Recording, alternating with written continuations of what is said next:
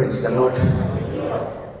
നിങ്ങളെല്ലാവരും ഒരുപാട് ധ്യാനങ്ങളെല്ലാം കൂടിയിട്ടുള്ളവരാണെന്നുള്ളതാണ് എൻ്റെ ഒരു ഒരു ഒരു ഒരു എന്താ പറയുക, ഒരു നിഗമനം. Thank you. ഇതേവരെ ഒരു ധ്യാനം കൂടാത്ത ആരെങ്കിലും ഇതിവിടെ ഉണ്ടെങ്കിൽ ഒന്ന് കൈവക്കിയേ. ഇതേവരെ ഒരു ധ്യാനം കൂടാത്ത ആരെങ്കിലും ഉണ്ടോ? ആരുമില്ല. Praise the Lord. അപ്പം അതുകൊണ്ട് തന്നെ നമ്മൾ ഈ കേൾക്കേണ്ട കാര്യങ്ങൾ, ഇന്നേവരെ കേട്ട കാര്യങ്ങൾ തന്നെ കേൾക്കണോ? പുതിയ എന്തെങ്കിലും കേൾക്കണോ? പുതിയത് കേൾക്കണമെന്ന് ആഗ്രഹമുള്ളവരൊന്ന് കൈപൊക്കിയേ. കുറേ പേര് കൈ പൊക്കണില്ല. അതിൻ്റെ അർത്ഥം എന്താ? കേട്ടത് തന്നെ വീട്ടിൽ കേട്ടാൽ മതി. ഡിവൈനിൽ പറഞ്ഞത് തന്നെ ഇവിടെ പറഞ്ഞാൽ മതി. തമാശ കേൾക്കണമെന്ന് ആഗ്രഹമുള്ളവരൊന്ന് കൈപൊക്കി. തമാശ കേൾക്കണമെന്ന് ആഗ്രഹമുള്ളവർ കണ്ടോ. ഇപ്പം നേരത്തെ കൈപൊക്കാത്തവരൊക്കെ ഇപ്പം കൈപൊക്കി. എന്ത് വേണം നിങ്ങൾക്ക്? വചനം വേണം. പിന്നെ എന്ത് വേണം? പരിശുദ്ധാത്മാവിന് വേണം. പിന്നെ എന്ത് വേണം? സങ്കീർത്തനം. പിന്നെ എന്ത് വേണം? ജ്ഞാനം വേണം. പുതിയ ബോധ്യങ്ങൾ വേണം. കണ്ടോ, വരുന്നുണ്ട്. ജ്ഞാനം വേണം. കാരണം നമുക്ക് മനസ്സിലായി നമ്മുടെ ഈ ജ്ഞാനം കൊണ്ട് ഈ പരിപാടി ഓടണില്ല, ഇല്ലേ? നമ്മൾക്ക് ജ്ഞാനസ്നാനമാണ് ദൈവം തന്നിരിക്കുന്നത്. എന്ന് പറഞ്ഞ എല്ലാവരും ജ്ഞാനസ്നാനം. നമുക്ക് എന്താ ലഭിച്ചിരിക്കുന്നത്? ജ്ഞാനസ്നാനം. ഒന്ന് ഉച്ചത്തിൽ പറഞ്ഞ് ജ്ഞാനസ്നാനം. ജ്ഞാനസ്നാനം നിങ്ങളെല്ലാവരും ആഘോഷിച്ചിട്ടുള്ളതാണ്, ഇല്ലേ? ഇപ്പോൾ ഗൾഫിൽ നിന്ന് പോണവർ ജ്ഞാനസ്നാനം മാമോദീസയ്ക്ക് നാട്ടിൽ വന്നാൽ ആരെങ്കിലും ക്ഷണിക്കുമ്പോൾ അവരാദ്യം എന്ത് ചോദിക്കും? എന്ത് ചോദിക്കും? ചിരിക്കണോ? എന്ത് ചോദിക്കും? ഗൾഫിൽ നിന്ന് വരുന്നവർ നാട്ടിൽ ഒരു മാമോദീസ നടത്തും. നമ്മൾ ആഘോഷമായി നടത്താൻ പോവാണ്. അവരെന്ത് ചോദിക്കും ക്ഷണിക്കുമ്പോൾ? കണ്ടോ, എന്ത് ബ്രാൻഡാണ് കൊണ്ടുവരുന്നുള്ളത് തീർച്ചയാ, ഇല്ലേ? എന്ത് ബ്രാൻഡാണ് നിങ്ങൾ കൊണ്ടുവന്നേക്കുന്നത്? അതാ വാസ്തവത്തിൽ ഇവിടെയാണ് നമ്മൾക്ക് നവീകരണം വേണ്ടത്. ഇത് ബ്രാൻഡിലല്ല. ഈ ജ്ഞാനസ്നാനത്തിൽ ആണ് നമ്മളുടെ കുടുംബത്തിൻ്റെ ആവശ്യമായ എല്ലാ നിധിയും ദൈവം തന്നിരിക്കുന്നത്. ജ്ഞാനസ്നാനത്തിൽ നമുക്ക് ആവശ്യമായിട്ടുള്ളതെല്ലാം ദൈവം തന്നിട്ടുണ്ടെന്നുള്ളതാണ്. പക്ഷെ നമ്മൾ ഈ ജ്ഞാനസ്നാനത്തിൻ്റെ ആഘോഷം വളരെയധികം ബാഹ്യമായ ആഘോഷത്തിൽ, ആ ബാഹ്യമായ ആഘോഷം മൂത്ത് അതൊരു കള്ളുകുടി പാർട്ടിയായി അങ്ങ് അവസാനിച്ചു. ഞാനൊരു വിമർശനമല്ല, ഒരു ഇംപ്രൂവ്മെൻറ്റിൻ്റെ ഒരു സജഷനാണ്. അങ്ങനെ നമ്മൾ ഇപ്പോൾ ഒരുപാട് പേര് അതിൽ വ്യത്യാസം വന്നിട്ടുണ്ട്. അപ്പം നമ്മുടെ വിഷയം, നമ്മുടെ കുടുംബത്തെ ദൈവം നയിക്കുന്നത് ദൈവത്തിൻ്റെ ജ്ഞാനത്തിലൂടെയാണ്. എന്ന് പറഞ്ഞ എല്ലാവരും ദൈവത്തിൻ്റെ ജ്ഞാനത്തിലൂടെയാണ്. ഇതിപ്പോൾ ഒരു പുതിയ അറിവാണ് തോന്നുന്നില്ലേ? നമ്മൾക്കറിയാവുന്ന സകല അഭ്യാസങ്ങളും ഉപയോഗിച്ച് നമ്മൾ കുടുംബത്തെ നയിക്കാൻ തുടങ്ങിയാണ്. പക്ഷെ ഒന്നും എങ്ങും ചെന്നെത്തുന്നില്ല. അല്ലെങ്കിൽ കുറെ കഴിഞ്ഞപ്പോഴാണ് ഇതൊക്കെ വിജയിക്കുന്നില്ല എന്ന് മനസ്സിലാവുന്നത്. അതുകൊണ്ട് പ്രഥമമായിട്ട് നമുക്ക് മനസ്സിലാകേണ്ട ഒരു രഹസ്യം ഇതാണ്. ജ്ഞാനസ്നാനം നമുക്ക് നൽകിയിരിക്കുന്നത് ദൈവത്തിൻ്റെ ജ്ഞാനത്തിലൂടെ നമ്മളെ നയിക്കുക എന്നുള്ളതാണ്. എന്നോട് ചിലർ ചോദിക്കുക, സാറ് എവിടെ നിന്നാ ചോദിക്കും. സാധാരണ ഞാൻ പറഞ്ഞു, ഞാൻ സ്വർഗത്തിൽ നിന്നാണ്. ഞാൻ അവിടുത്തെ സിറ്റിസനാണ്. പക്ഷെ ഇവിടെ കുറച്ച് നാൾക്ക് വേണ്ടി വന്നിരിക്കുന്നതാണ്. പറഞ്ഞു കഴിഞ്ഞപ്പോഴാണ് അവർ പറയാ, അപ്പോൾ അതെല്ലാവരും അങ്ങനെ തന്നെയല്ലേ? എല്ലാവരും അങ്ങനെ തന്നെയാണ്. എല്ലാവരും അങ്ങനെ തന്നെയല്ലേ? ആണോ?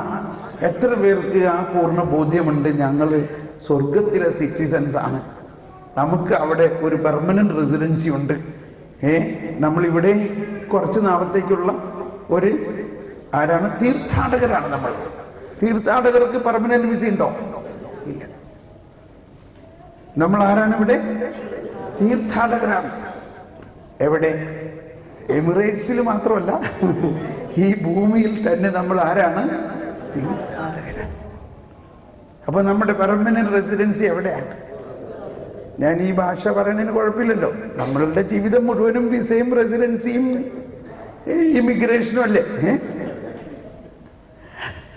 ഇവിടെ വന്നപ്പോൾ മുതലുള്ള ടെൻഷനാണ്. കാരണം ഇവിടെ ധാരാളം ഒരുപാട് പേര് ദുബായിൽ മാതാവിൻ്റെ ഗ്രോട്ടോൻ്റെ അടുത്ത് ശരിക്കിരുന്ന് പ്രാർത്ഥിക്കുന്നവർ ഞാൻ കണ്ടിട്ടുണ്ട്. അപ്പോൾ ഞാൻ ചോദിച്ചു, നീ എന്താ നിനക്ക് പ്രയാസം? എപ്പോൾ വേണമെങ്കിലും എന്നെ ഇവിടുന്ന് പറഞ്ഞു വിടാം. അതുകൊണ്ട് എല്ലാ ദിവസവും ഞാൻ ഇവിടുന്ന് പ്രാർത്ഥിക്കുകയാണ്, എന്നെ ഇവിടുന്ന് പറഞ്ഞു വിടല്ലേ. കണ്ടോ? അപ്പോൾ നമ്മുടെ പ്രാർത്ഥനയുടെ വിഷയം മനസ്സിലായില്ലേ?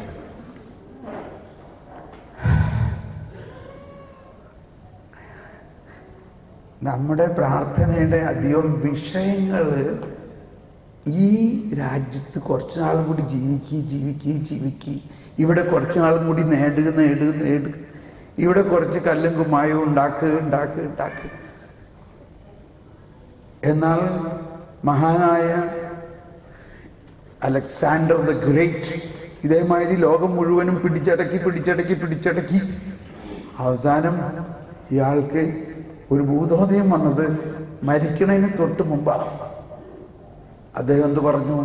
നിങ്ങൾ എന്നെ ശവപ്പെട്ടിയിൽ അടയ്ക്കുമ്പോൾ എൻ്റെ 2 കൈയും പുറത്തിട്ട് അടയ്ക്കണേ.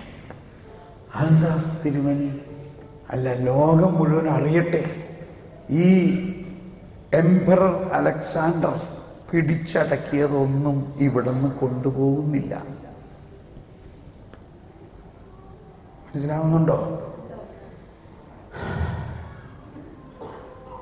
ഇപ്പം വിസ ക്യാൻസലാക്കി ഇവിടുന്ന് പോകണ്ട, ഇവിടെ തന്നെ നിൽക്ക്. അപ്പോൾ നമ്മൾക്ക് ആ പാടെ ഒരു മാറ്റം വരേണ്ട ചില ചിന്തകളാണ് ജീവിതത്തെ നയിക്കുന്നത്. പാടെ മാറ്റം വരേണ്ടത്, അടിസ്ഥാനപരമായ മാറ്റം ഉണ്ടാകേണ്ട ചില കാര്യങ്ങൾ, ദൈവത്തിൻ്റെ ജ്ഞാനം നമുക്ക് വേണം. നമ്മൾ ഈ ജീവിതത്തിന് ലക്ഷ്യം വെച്ചുകൊണ്ടുള്ള ഒരു കുടുംബ ജീവിതത്തെ അല്ല ദൈവം നമുക്ക് തരുന്നത്.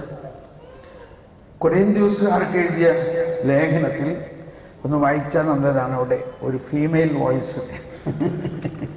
1 കൊരിന്ത്യർ 15-ാം അധ്യായത്തിൽ 19-ാമത്തെ വചനമാണ്. കണ്ടു, ഞാനിതൊന്നും പറയാൻ വേണ്ടിയല്ല ഇവിടെ നിന്നത്, ഞാൻ വേറെ എന്തൊക്കെ പറയാൻ വേണ്ടിയാണ് തുടങ്ങിയത്. പക്ഷേ എവിടേക്കാ പോണി നോക്കി.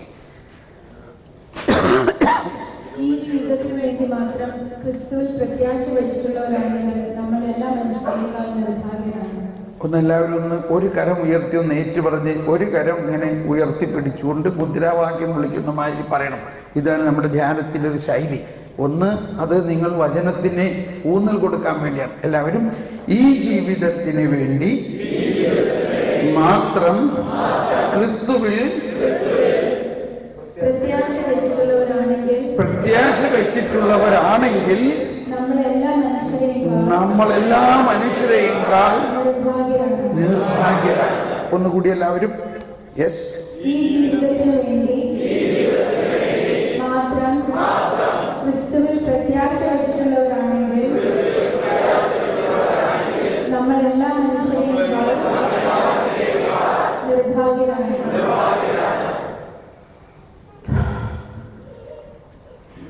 ഇപ്പം നമ്മളെല്ലാവരും ഇവിടെ വന്നേക്കണം എന്തിനാ? എന്തിനാ ഇവിടെ വന്നേക്കണേ?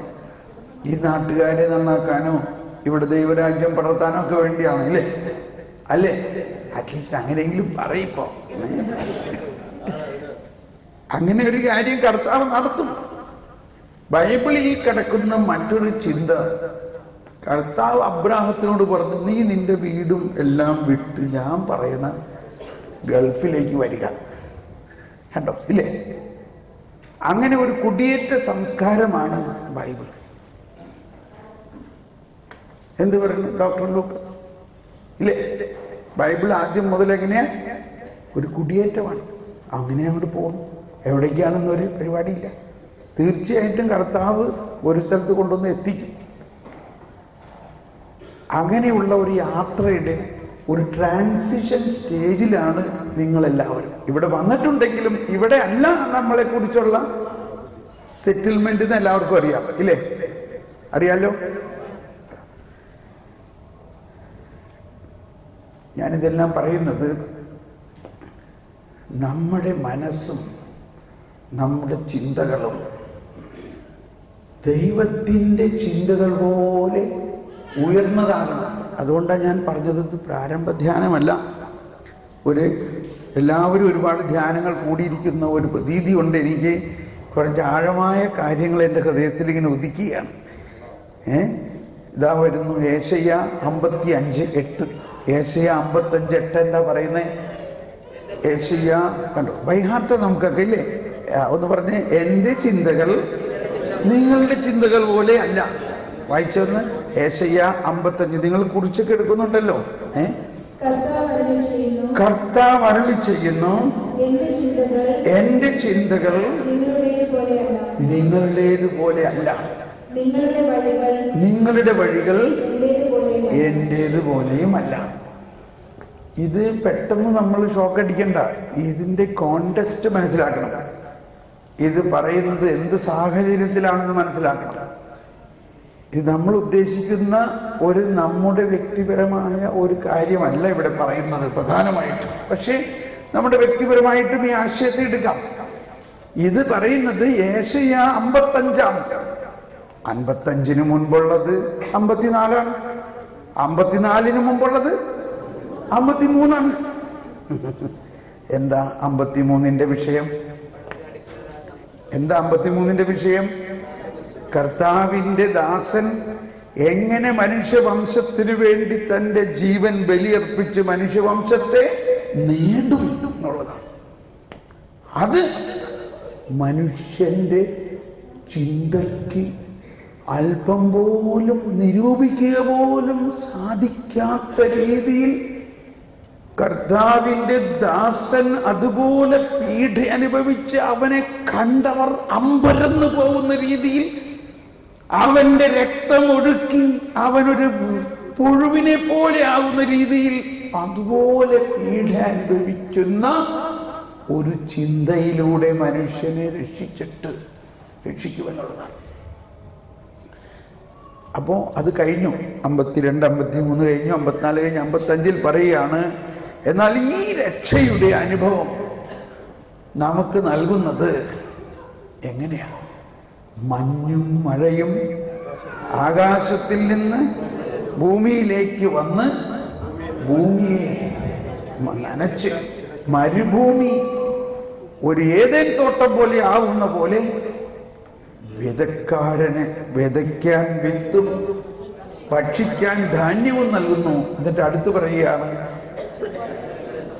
കർത്താവിൻ്റെ ആ വചനം പൂർത്തിയാകാതെ അതൊരിക്കലും തിരിച്ചു പോകയില്ല. എനിക്കറിഞ്ഞൂടെ എങ്ങോട്ടാണ് എന്നെ കൊണ്ടുപോകണമെന്ന് ഈ പറയണത് കേൾക്കുമ്പോൾ. കർത്താവ് പറയുന്നത് കർത്താവിൻ്റെ ചിന്തകളെ ഈ സാധാരണ മനുഷ്യരായ നമ്മളിലേക്ക് നൽകുന്നു. മനസ്സിലായുണ്ടോ? നൽകി കഴിഞ്ഞിരിക്കുന്നു. പക്ഷെ നമുക്കുണ്ടാകേണ്ട ഒരു ചിന്ത, നമ്മൾ ആ ചിന്തകളെ മുറുക്കെ പിടിക്കാൻ ഒന്ന് ശ്രമിക്കുക. It is not easy. സാധ്യമല്ല പെട്ടെന്ന്. നമ്മൾക്ക് ആ ചിന്ത അറിയാം. നമുക്ക് വചനം ദൈവം നൽകുന്നുണ്ട്, പരിശുദ്ധാത്മാവിനെ നൽകിയിരിക്കുന്നു. നമ്മളിപ്പോൾ മനസ്സിലാക്കി ദൈവം തമ്പുരാൻ തന്നെ നമ്മുടെ ഉള്ളിൽ വന്ന് വസിക്കും. എന്നിട്ടും നമുക്ക് ഈ ആകാശം പോലെ ഉയർന്നു നിൽക്കുന്ന ദൈവത്തിൻ്റെ ചിന്തകളെ ദൈവം നമുക്ക് നൽകിക്കഴിഞ്ഞിട്ടും നമുക്ക് ആ ചിന്തകളെ പിടിക്കാൻ പറ്റുന്നില്ലാത്തതിൻ്റെ ഒരു കാരണമാണ് ഞാൻ പറയാൻ ആഗ്രഹിക്കുന്നത്. അതിൻ്റെ കാരണം ഈ 15-19 വായിക്കണ്ട, മനസ്സിലായാൽ മതി. അല്ലെങ്കിൽ അതിൻ്റെ രഹസ്യം എന്താ? ഈ ജീവിതത്തിനെ മാത്രം ലക്ഷ്യം വെച്ചുകൊണ്ടാണ് ക്രിസ്തുവിൽ നിങ്ങൾ വിശ്വസിക്കുന്നതെങ്കിൽ അതാണ് നമ്മുടെ ട്രാക്ക് മാറണം.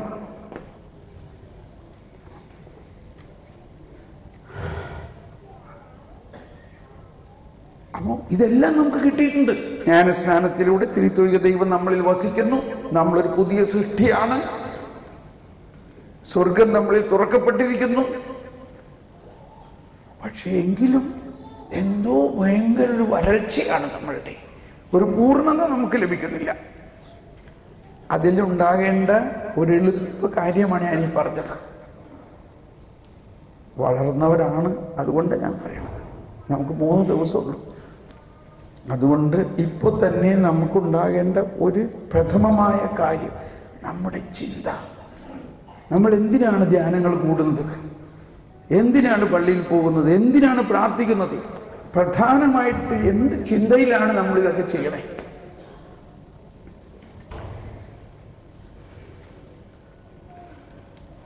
ആകാശത്തോളം ഉയർന്ന ചിന്ത ദൈവം നമുക്ക് തൻ്റെ വചനത്തിലൂടെയും പരിശുദ്ധാത്മാവിലൂടെയും തന്നു കഴിഞ്ഞിരിക്കുന്നു. തന്നു കഴിഞ്ഞോ? പക്ഷെ നമ്മുടെ ചിന്ത ഉയരുന്നുണ്ടോ? ഇപ്പം നാട്ടിൽ ഞാൻ കുറച്ച് ദിവസമായിട്ടുണ്ടായിരുന്നു.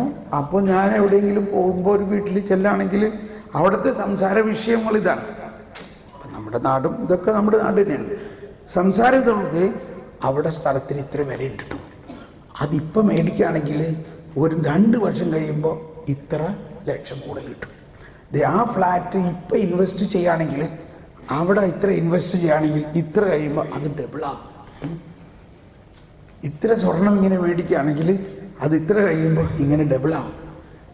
അവിടെ അങ്ങനെ ചെയ്യുകയാണെങ്കിൽ അതെങ്ങനെയാവും. ആ ബ്ലേഡ് കമ്പനിയിൽ ഇത്രയും പൈസ ഇടുകയാണെങ്കിൽ ഇത്ര വർഷം കഴിയുമ്പോൾ 4 ഗുണം കിട്ടും. ഇവിടെ ഇതെല്ലാം എന്താ ചിന്ത? ഈ ലോകത്തിൻ്റെ ചിന്ത. എന്നാരെങ്കിലും ചിന്തിക്കുന്നുണ്ടോ ഞാൻ ഈ ദൈവരാജ്യത്തിൽ വേണ്ടി എന്ത് ചെയ്യണം? എൻ്റെ വിളി ഈ ജീവിതത്തിൽ ലക്ഷ്യം വെച്ചുകൊണ്ടല്ല. ഈ ജീവിതത്തിനപ്പുറത്ത് സ്വർഗീയമായ ആനന്ദം നിറഞ്ഞൊരു ജീവിതം, അതിൻ്റെ ആരംഭം ഇവിടെ വെച്ച് തന്നെ ആരംഭിച്ചിരിക്കുന്നു. നിത്യജീവൻ ഇവിടെ വെച്ച് തന്നെ ആരംഭിച്ചിരിക്കുന്നു. ആ നിത്യജീവനിൽ എനിക്ക് ഒരുപാട് കാര്യങ്ങൾ ചെയ്യാനുണ്ട്. അതിൻ്റെ ആവശ്യമായിട്ടുള്ളത് ഇവിടെ വെച്ച് തന്നെ ഞാൻ സമ്പാദിക്കണം. നമ്മൾ അൽഫോൻസാമ്മേനെ ഇവിടെ ഇല്ല, അൽഫോൻസാമ്മ ഇവിടെ ഇല്ല, അൽഫോൻസാമ്മ, ഏപ്രാസിയമ്മ, മറിയം തെരേസ, ചവറാച്ചൻ, ഞാനിത് മദർ തെരേസ, ഞാനിവരാരും കുറ്റം പറയാല്ല കേട്ടോ. അവർ ചെയ്ത കാര്യങ്ങൾ വളരെ നല്ലതാണ്. പക്ഷെ നമ്മൾ മനസ്സിലാക്കണത് വേറെ രീതിയിലാണെന്നുള്ളൂ. ഇപ്പോൾ അവരും അവരുടെ കോൺഗ്രിഗേഷനും എല്ലാം എല്ലാവരെയും പണക്കാരാക്കേണ്ട തരത്തിലുള്ള വലിയ വലിയ കോളേജുകളും എല്ലാം നടത്തിക്കൊണ്ടിരിക്കുകയാണ്. ഇതൊന്നും അവരന്ന് ചിന്തിച്ച കാര്യമൊന്നുമല്ല. സോറി. ഈ 2000 വർഷമായിട്ട് നമ്മൾ എന്ത് നേടി? കത്തോലിക്ക, കേരള കത്തോലിക്ക സഭ നമ്മൾ നേടിയത് കുറേ സ്കൂളുകൾ, കുറേ കോളേജുകൾ, കുറേ എഞ്ചിനീയറിംഗ് കോളേജുകൾ, കുറേ മെഡിക്കൽ കോളേജുകൾ, ട്രെയിനിങ് കോളേജുകൾ, കുറേ ബിൽഡിങ്ങുകൾ, കുറേ ഷോപ്പിംഗ് കോംപ്ലക്സുകൾ, കുറേ വലിയ വലിയ പള്ളികൾ, കുറേ ആത്മാക്കൾ. ഈശോ പറഞ്ഞു, മനുഷ്യൻ അപ്പം കൊണ്ട് മാത്രമല്ല ജീവിക്കേണ്ടത്. പിന്നെ എന്തുകൊണ്ടാണ് ജീവിക്കേണ്ടത്? ദൈവത്തിൻ്റെ അധരത്തിൽ നിന്ന് വരുന്ന വചനം കൊണ്ടാണ് ജീവിക്കേണ്ടത്. എന്നിട്ട് അതിനു വേണ്ടി എന്തെങ്കിലും ഒരു സ്കൂൾ തുടങ്ങിയിട്ടുണ്ടോ? 2000 വർഷമായിട്ട് നമ്മൾക്ക് ഈ വചനം പഠിക്കാൻ ഏതെങ്കിലും ഒരു സ്കൂളുണ്ടോ? പറയും. ഒരു ബൈബിൾ കോളേജ് ഉണ്ടോ? പക്ഷെ നമുക്കുള്ള കോളേജൊക്കെ എന്തിനുള്ളതാ? അപ്പം നേടാനുള്ള ടെക്നിക്കുകളും സംവിധാനങ്ങളും പഠിക്കുക. ഈശോ പറഞ്ഞു, മനുഷ്യ ജീവിതം സമ്പത്ത് കൊണ്ടല്ല ധന്യമാകുന്നത്. ഈശോ പറഞ്ഞു, നിങ്ങൾ നശ്വരമായ അപ്പത്തിന് വേണ്ടി അധ്വാനിക്കാതെ അനശ്വരമായ അപ്പത്തിന് വേണ്ടി അധ്വാനിക്കുക.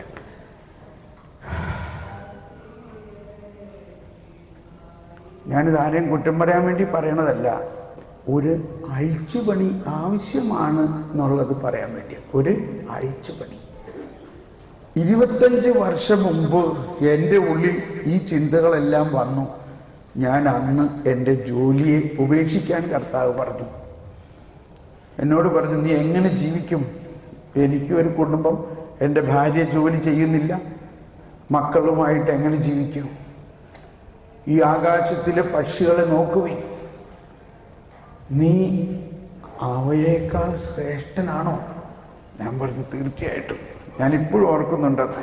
എനിക്ക് എന്നെക്കുറിച്ച് വലിയൊരു മതിപ്പ് തോന്നിയത്. ഈശോ പറഞ്ഞു, നീ അവയേക്കാൾ ശ്രേഷ്ഠനാണോ?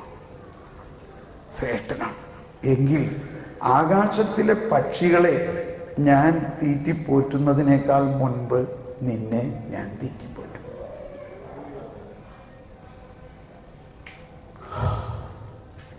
അങ്ങനെ ഇപ്പോഴും നാളെ എങ്ങനെ ഞാൻ ജീവിക്കുമെന്ന് എനിക്കറിയില്ല. എനിക്കൊരു ശമ്പളമില്ല, ഒരു ഗ്യാരണ്ടി ഇല്ല, ഒരു റെമ്യൂണേഷൻ ഇല്ല, എന്നും ഒന്നുമില്ല. ഇപ്പം എൻ്റെ കൂടെ അങ്ങനത്തെ ഒരുപാട് പേരടങ്ങുന്ന വലിയ ഒരു ധ്യാന കേന്ദ്രമാണ്. നെറ്റിലൂടെയും TV-യിലൂടെയും പ്രാർത്ഥനാ ഗ്രൂപ്പുകളിലൂടെയും എല്ലാം ഒരുപാട് പേരടങ്ങുന്ന ഒരു ഗ്രൂപ്പാണെങ്കിലും ഞങ്ങൾ ആരും നാളെക്കുറിച്ച് ഉത്കണ്ഠരല്ല.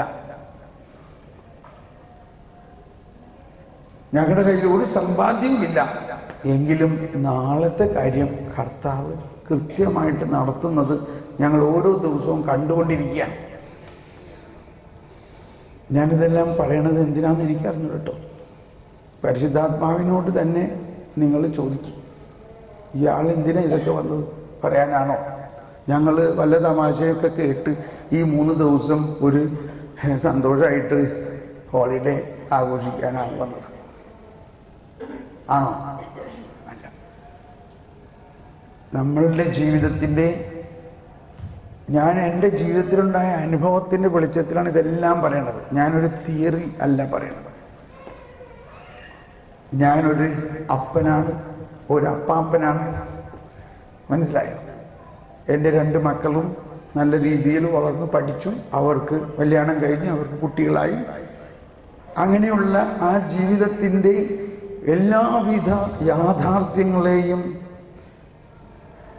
അതിജീവിച്ചുകൊണ്ട് അല്ലെങ്കിൽ അതിജീവിച്ചുകൊണ്ടിരിക്കുമ്പോൾ എനിക്ക് കിട്ടിയ പ്രധാന ഉൾക്കാഴ്ചയിൽ ഒന്നിതാണ്: നമ്മുടെ ജീവിതത്തിലെ പ്രധാന പ്രശ്നം നമ്മൾ അടിസ്ഥാനപരമായി ലക്ഷ്യത്തിൽ, ദൈവം ആഗ്രഹിക്കുന്ന ലക്ഷ്യത്തിലല്ല നമ്മുടെ വണ്ടി പോകുന്നത്.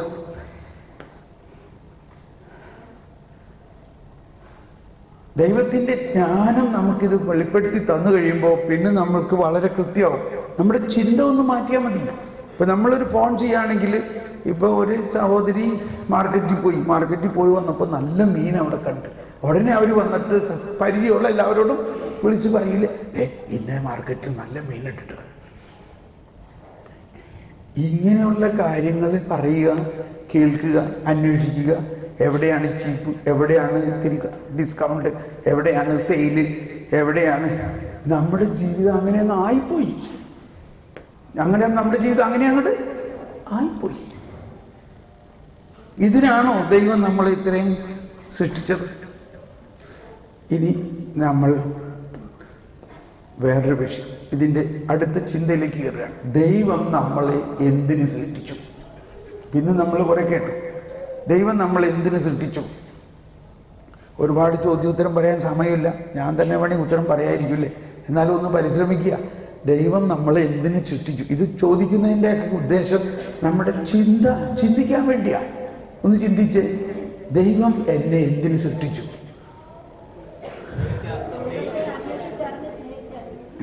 ദൈവത്തെ അന്വേഷിക്കുവാനും അറിയുവാനും സ്നേഹിക്കുവാനും. ഇത് തത്തമ്മ പറയണ മാതിരി നമ്മൾ പണ്ട് വേദോപദേശ ക്ലാസ്സിൽ പഠിച്ചത് പറയാ ഇല്ലേ? ഒന്ന് ഉള്ളിൽ നിന്ന് ചിന്തിച്ച് നോക്കിയേ.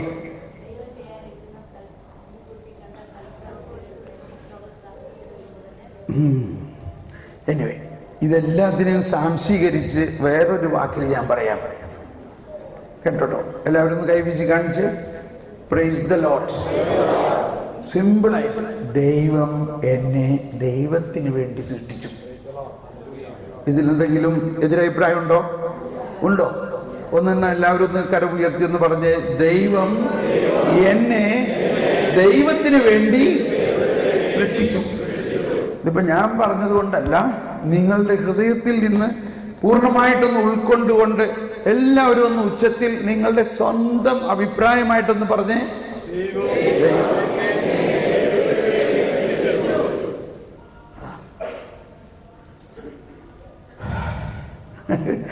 ഞാനിത് ജർമ്മൻകാരോടൊക്കെ പറയുമ്പോൾ അവർക്കിത് പറയാൻ പറ്റണില്ല. അവർ പറയണം, ഞാൻ എൻ്റെ കാര്യങ്ങൾ ഇതൊക്കെ പ്ലാൻ ചെയ്ത് വെച്ചേക്കണത് എൻ്റെ ഇഷ്ടമല്ലേ, എനിക്ക് ഫ്രീ വില്ലുണ്ട്, എനിക്കിഷ്ടമുള്ളത് ഞാൻ ചെയ്യും. ഏതാണ്ട് അങ്ങനെയാണ് നമ്മൾ പോണത്. നമ്മൾ നമ്മുടെ ഇഷ്ടം, അതങ്ങനെ ചെയ്യുകയാണെങ്കിൽ ഇതങ്ങനെയാവും, ഇങ്ങനെ ചെയ്യുകയാണെങ്കിൽ ഇങ്ങനെയാവും, അപ്പം എൻ്റെ ജീവിതം ഇങ്ങനെയാവും. ഇങ്ങനെയൊക്കെ നമ്മൾ കുറേ കണക്ക് കൂട്ടലുകളിലൂടെ നടന്നു പോവുകയാണ്. എൻ്റെ മുമ്പിലിപ്പം വന്നുകൊണ്ടിരിക്കുന്ന ഒരു ചിത്രം യോനാ പ്രവാചകൻ്റെയാണ്. എനിക്കറിഞ്ഞൂടാ, ഞാനതങ്ങ് പറഞ്ഞോട്ടെ. എന്തിനാണെന്ന് അറിഞ്ഞൂടെ ഇതൊക്കെ പറയണേ? യോനായ്ക്ക് കൃത്യമായിട്ട് അറിയാം ദൈവം പറഞ്ഞത്. കേട്ടോ, യോന കേട്ടോ, യോന ഒരു പ്രവാചകനാണല്ലോ. യോന ദൈവസ്വരം ശ്രമിക്കുന്നുണ്ടല്ലോ. എന്നിട്ട് പോലും യോനയ്ക്ക് ഈ ദൈവം പറയണത് ചെയ്യാനുള്ള ധൈര്യം വരുന്നില്ല. യോന പറയാണ്, ഞാനെങ്ങും പോകുന്നില്ല ആ നിനവേക്ക്, അവിടെയുള്ള ആൾക്കാരൊക്കെ മഹാമോശമാണ്, എനിക്ക് അവരോടൊന്നും പോയിട്ട് വചനം പറയാൻ പറ്റില്ല, അതുകൊണ്ട് ഞാൻ നല്ല ആളുകളുള്ള താർശീഷിലേക്ക് പോകാം എന്നും പറഞ്ഞ് ടിക്കറ്റ് എടുത്ത് കപ്പലിൽ കയറി.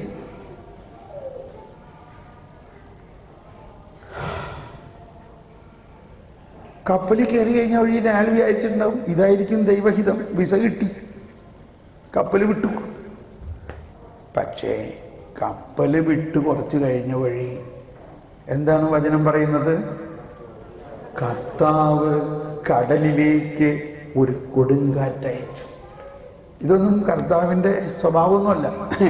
കർത്താവ് ഒരാളെയും വിഷമിപ്പിക്കണം. കർത്താവിൻ്റെ പ്രയാസം എന്താ? ഈ നിനവയിലെ മനുഷ്യനോടുള്ള കരുണാർദ്രമായ സ്നേഹം കൊണ്ട് ഇവരെ രക്ഷിക്കാൻ വേണ്ടി, അവരോട് വചനം പറയാൻ വേണ്ടി, അവരെ ദൈവഹിതത്തിലേക്ക് കൊണ്ടുവരാൻ വേണ്ടി ഞാനൊരു പ്രവാചകനെ സൃഷ്ടിച്ച് അവനെ രൂപപ്പെടുത്തി. അവൻ അമ്മയുടെ ഗർഭത്തിലായിരുന്നപ്പോ മുതൽ ഞാൻ അവനെ വിളിച്ച് അവനെ വളർത്തിയെടുത്ത് അവനെ വചനം പഠിപ്പിച്ച് അവനെ വെളിപാട് പഠിപ്പിച്ച് സമയമായപ്പോ അവൻ പറയാണ് ഞാനും കൊണ്ട് പോകൂല.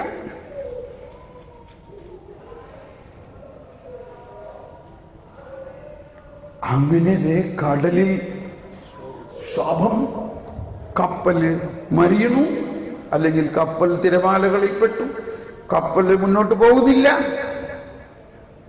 കപ്പൽക്കാരാകെ അപകടം. അവർക്ക് എന്താന്ന് മനസ്സിലാവുന്നില്ല. സാധാരണഗതിയിൽ ഈ കാലാവസ്ഥ അല്ല. കാലാവസ്ഥ നിരീക്ഷണമൊക്കെ അന്നുണ്ടായിരുന്നായിരിക്കും. കാലാവസ്ഥ നിരീക്ഷണക്കാർ പറഞ്ഞ മാതിരി ഒന്നുമില്ല. പെട്ടെന്ന് കാലാവസ്ഥ മാറി.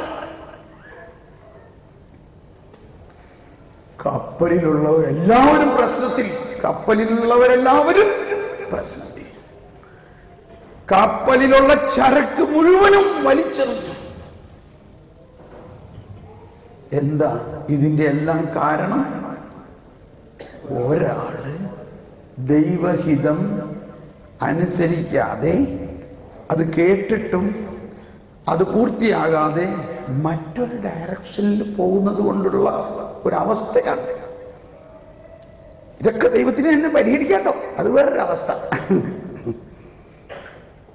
എന്തിനു പറയുന്നു? ഈ കപ്പലിലുള്ളവർ ക്രിസ്ത്യാനികളായിരുന്നോ? നമ്മൾ ചിന്തിക്കണം. നമ്മുടെ ഇന്നത്തെ അവസ്ഥയല്ല. നമ്മളെല്ലാം ആരാണ്? ക്രിസ്ത്യാനികൾ. അവർ ക്രിസ്ത്യാനികളെ ആയിരുന്നില്ല. വിജാതീയരായ അവരും മുട്ടുകുത്തി പ്രാർത്ഥിക്കാൻ തുടങ്ങി. അവസാനം അവർ പ്രാർത്ഥിച്ചപ്പോൾ അവർക്ക് കണ്ടുകിട്ടി ഇതിൻ്റെ എല്ലാം കാരണം ഈ കിടന്നുറങ്ങണ ഈ പാർട്ടിയാണ്.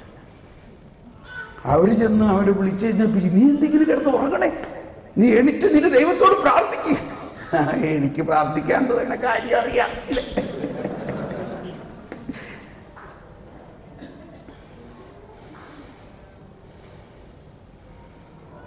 അവസാനം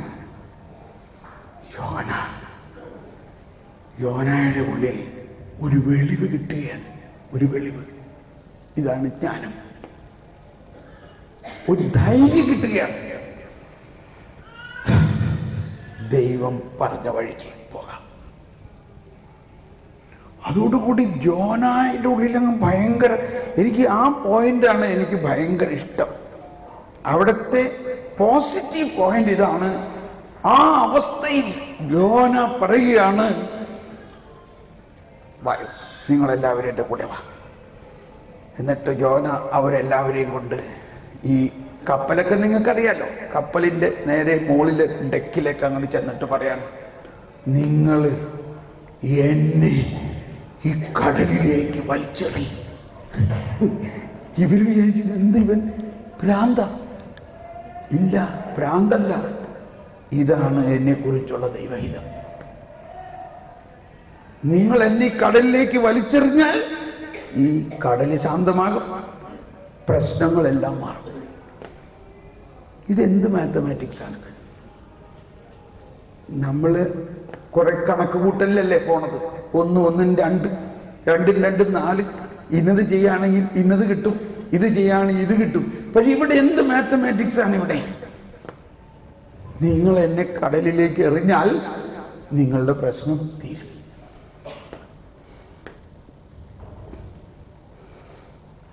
അതിൻ്റെ ആത്മീയ അർത്ഥം എന്താണ്? നിങ്ങൾ അല്ലെങ്കിൽ ഞാൻ ദൈവത്തിൻ്റെ ആകാശത്തോളം ഉയർന്ന ആ ചിന്ത അനുസരിച്ച് ഞാൻ പോകാൻ എന്നെ വിട്ടുതരാം.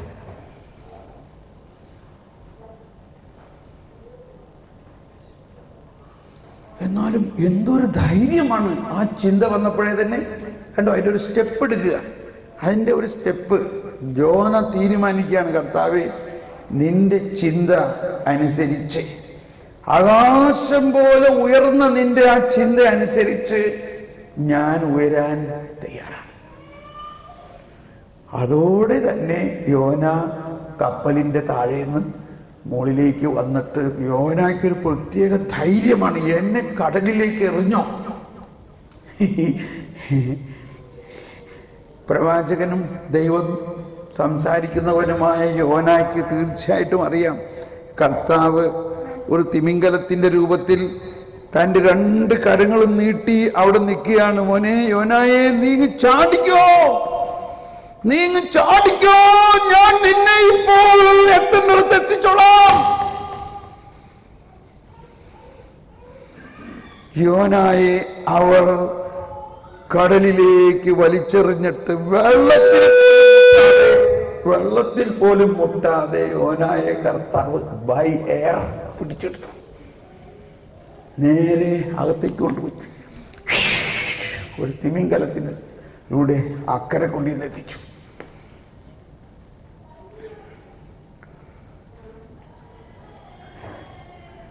അപ്പോൾ അടിസ്ഥാനപരമായ ഒരു സംഭവം, ഒരു പ്രവാചകനായിരുന്നിട്ടും ദൈവസ്വരം ശ്രവിച്ചിട്ടും ദൈവത്തിൻ്റെ ഹിതം കൃത്യമായി വിവേചിച്ച് അറിഞ്ഞിട്ടും വ്യക്തിപരമായി അത് ചെയ്യാനുള്ള ഒരു ശക്തി കിട്ടണില്ല. എനിക്ക് തോന്നുന്നത് നമ്മളിൽ പ്രശ്നം ഇതാണ്. നമ്മൾ ആരോ എല്ലാം പറഞ്ഞ പോലെ ആയിരിക്കാൻ പോകുന്നത്. പക്ഷേ ഇപ്പോൾ നിങ്ങൾ പറയണം, കർത്താവേ, എൻ്റെ ചിന്തകൾ നിന്റെ ചിന്തകൾ പോലെയല്ല. നീ എന്താണ് എന്നെക്കുറിച്ച് ചിന്തിക്കുന്നത് അത് ഞാൻ സ്വീകരിക്കാൻ തയ്യാറാണ്. അറ്റ്ലീസ്റ്റ് ഒരു ബ്ലാങ്ക് ചെക്കായിട്ടാണ് കൊടുക്കുക കർത്താവ്. നിന്റെ ഹിതമനുസരിച്ച്. ഇപ്പം ഇത് പറയുമ്പോൾ ഒരു കാര്യം ഓർക്കുകയാണ്. ഈശോ സുവിശേഷത്തിൽ പറഞ്ഞിരിക്കുന്ന ഒരു രഹസ്യം അല്ലെങ്കിൽ ഒരു വലിയ കാര്യം ആദ്യമായി പറയുകയാണ്, എൻ്റെ ശിഷ്യനാകാൻ ആഗ്രഹിക്കുന്നവൻ, ശിഷ്യനായിട്ടില്ല, മനസ്സിലാകണം കേട്ടോ. അവൻ എന്ത് ചെയ്യണം? അവൻ സ്വയം പരിത്യജി. ആ വാക്ക് കേൾക്കുമ്പോൾ നമുക്ക് എന്തോ ഒരു അത്ര നല്ലതല്ലാത്തൊരർത്ഥമാണ് അതിൽ നിന്ന് ധ്വനിക്കുന്നത്. സ്വയം പരിത്യജിക്കുക. അതിന് പക്ഷെ അതിൻ്റെ ഉദ്ദേശം എന്താണ് പറയുന്നത്? അവൻ എൻ്റെ പ്ലാനിലേക്ക് വരിക എന്നല്ലേ അർത്ഥം. എൻ്റെ ചിന്തയിലേക്ക് വരിക. നിന്റെ ചിന്ത വിട്ടിട്ട് ഞാൻ നിനക്ക് വേണ്ടി ഒരുക്കിയിരിക്കുന്ന വലിയ ആകാശം പോലെ ഉയർന്ന ഒരു പദ്ധതിയുണ്ട്. നീ അതിനെ സ്വീകരിക്കുക. അത് നിന്റെ ബുദ്ധിക്ക് അതീതമാണ്, വിസ്മരണീയമാണ്. അതിനു വേണ്ടി നിന്റെ ജീവിതത്തെ വിടുക. പക്ഷേ അതിലേക്ക് വരുമ്പോൾ നിനക്ക് കുരിശുകൾ ഉണ്ടാകും. അതെല്ലാം നിനക്ക് എടുത്താലും നീ അതിലെത്തും. ഒരു നിമിഷം കണ്ണടച്ച് നമ്മുടെ ഈ ചിന്തയെ, നമ്മുടെ ഇന്നുള്ള ചിന്തയെ ഒന്ന് ന്യൂട്രലിലെങ്കിലും ആക്കാം. ന്യൂട്രലിലേക്ക് നമുക്ക് ഫോർവേഡ് പോകണമെങ്കിൽ, അല്ലെങ്കിൽ റിവേഴ്സിൽ നിന്ന് ഫോർവേഡ് പോകണമെങ്കിൽ ന്യൂട്രലാക്കണ്ടേ? ഒന്ന് ന്യൂട്രലാക്കിയിട്ട് കർത്താവേ, എനിക്ക് നിന്റെ ചിന്തകളോളം ഉയരണം. എൻ്റെ ദാമ്പത്യ ജീവിതം, എൻ്റെ ഈ കുടുംബ ജീവിതം ആ കപ്പൽ പോലെ, ആ കൊടുങ്കാറ്റ് പോലെ പ്രക്ഷുബ്ധമാണെങ്കിലും ഇതാ ഞാൻ നിന്റെ ചിന്തകൾ സ്വീകരിക്കാൻ തയ്യാറാണ്. ജ്ഞാനത്തിൻ ചൈതന്യമേ ഞങ്ങളിൽ വന്നു നിറഞ്ഞിടണേ. എല്ലാവരും